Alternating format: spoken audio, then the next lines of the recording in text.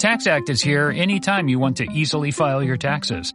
TaxAct is here for the early birds who like to knock them out as soon as the season opens.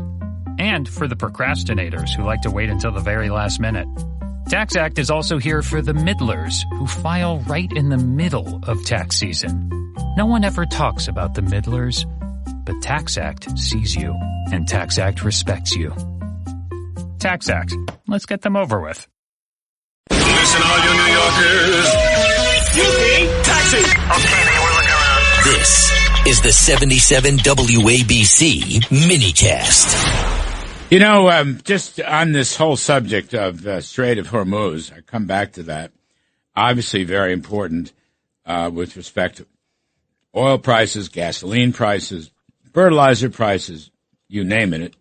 The energy sector's important. But you're not going to see a big price drop. I'm just going to say this. You're not going to see a continuous price drop unless and until the Hormuz Strait is completely reopened. Okay, completely reopened.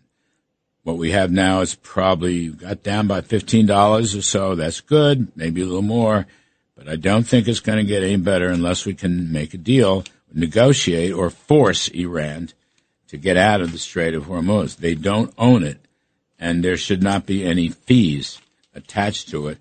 Anyhow, let's go to Ambassador Robert O'Brien, dear friend, former National Security Advisor. He's now the chairman of American Global Strategies. Robert, I mean, what do you think of this? There's a Hormuz story and there's an enriched uranium story. Two main American demands on Iran. There's a lot of other stories too, but those, I'm just picking those out as perhaps the top two. Did we have our ceasefire too soon, or can it be negotiated, or are we going to go back into combat? Well, Larry, happy Masters weekend to you, and yes, we're going to have to see. Iran has sent their speaker over the Strait, Baghdad Ghalibaf, who's a former Revolutionary Guard officer, to Pakistan, and he's going to face off against J.D. Vance, our vice president, who was elected by the only person other than President Trump who was elected by all the American people. So he's got a lot of gravitas and power. And he's joined by the president's best friend, Steve Witkoff, who you know well, and our friend Jared Kushner, the president's son-in-law. So it's a high-powered negotiation that's set up. The Iranians have been doing this for 3,000 years, Larry. I mean, they're very good negotiators. They're very maximalist negotiators, and they've run into a maximalist negotiator, Donald Trump, so it's going to be interesting to see what happens. You know, to set the table, the Iranians have said that they want to have all the sanctions lifted.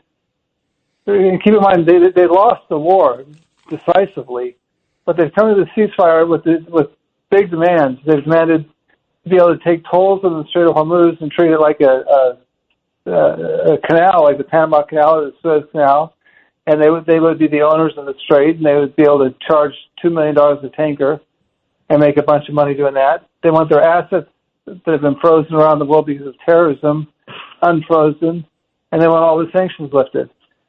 And they've made no concessions on the uranium issue. They now kind of, it's unclear, but they claim that the uranium is buried. It's somewhere beneath the rubble that we reduced their nuclear sites to. But again, 2 months ago they told Witkoff in Geneva that they could make 11 bombs in a matter of weeks. So it'll be interesting to see what they tell Steve.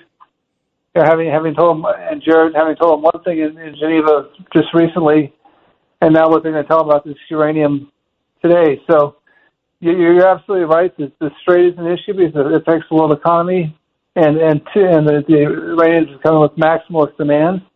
And two, the nuclear materials, they're kind of taking two approaches. One, it's buried, and one, we've got it and we can make a bomb. So they're going to have to reduce, send that overseas and surrender their nuclear material. Whatever happened to unconditional surrender, which President Trump talked about 2 weeks ago, 3 weeks ago? Because, your points, the points you're making here, which are important points, valid points, does not sound like unconditional surrender to me. No, so the Iranians haven't gotten the message. Their entire military has been destroyed. But these guys are extremists. They're maximalists. They've been doing this for many years. They've been pushing American presidents around.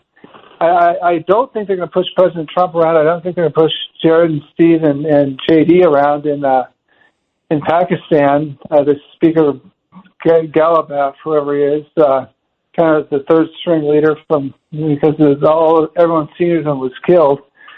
But they're going back to that playbook, and I think they're going to run into a wall of steel with President Trump. I think we may end up going back to combat and reducing them to their economy to rubble if they don't give up. So their goal was survival, and they've survived so far, and so they feel like they won and they feel like they can make demands. And I think they're going to run into a buzzsaw with President Trump.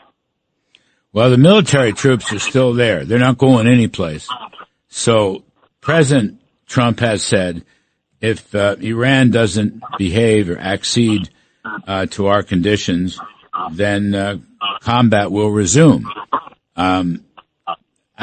Some people say it's going to be a hard thing to resume combat, but I don't know. I mean, if that's what the commander-in-chief wants, that's what the commander-in-chief will get, won't he? He will, because, look, Larry, there were 10,000 targets on the air tasking order. Okay, those are all military targets. President Trump took the economic targets off the air tasking list.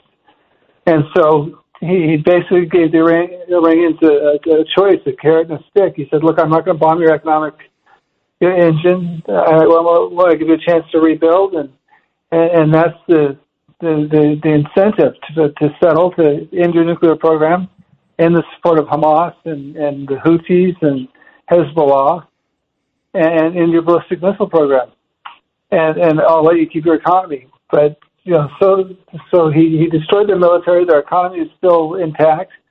And if they come to the table and don't turn over the nuclear material and insist on keeping the strait closed, I think they're going to lose their entire economy, because that air tasking order, there's another 10,000 items on it, and they're all economic targets, and those will be hit and they'll be destroyed in a week or two.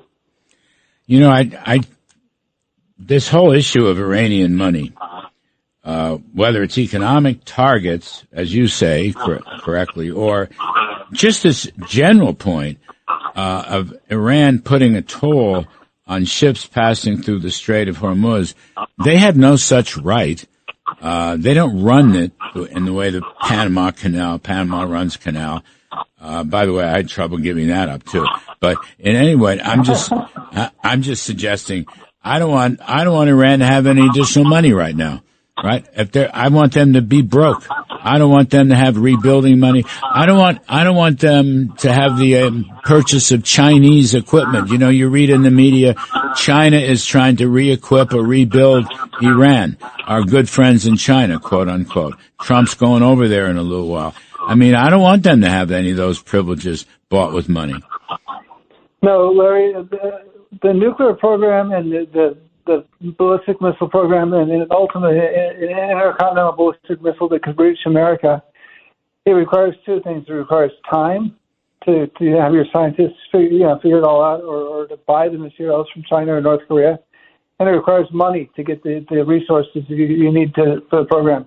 So if you give the Iranians time and money, which is what they're negotiating for, they're asking for time and they want cash, they will get a nuclear program. They'll marry it up with an intercontinental ballistic missile, and then they'll hold us, they'll blackmail us or hold us at risk that they could, next time around they won't be shooting conventional missiles at Abu Dhabi or Dubai. They'll be sending a nuclear missile to New York or Los Angeles or Chicago.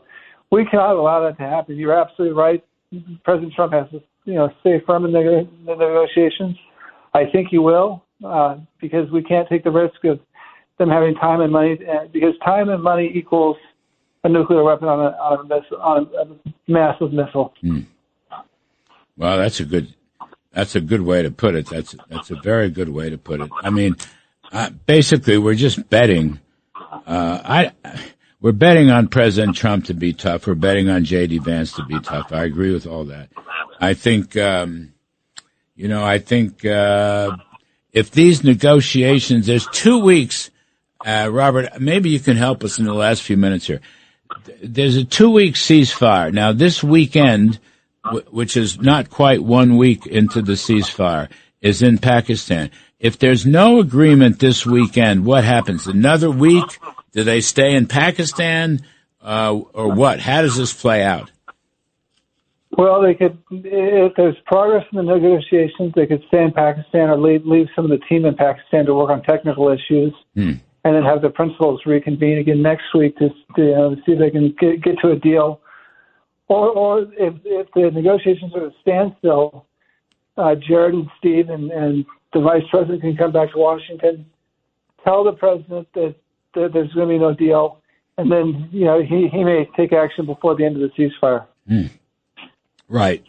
He's not. It could be less than 2 weeks, fewer than 2 weeks. He's not legally bound. I mean, this is a aspirational timeline. Mm-hmm.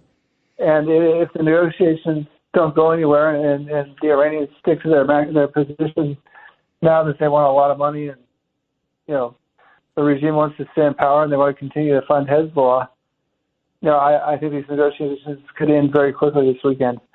I mean, keep in mind something else we're not talking about is what's going on in Lebanon. Hezbollah, at the end of the Gaza situation, promised to disarm. They promised to become a political party in Lebanon and to stop holding the Israeli settlements in the northern part of Israel at risk.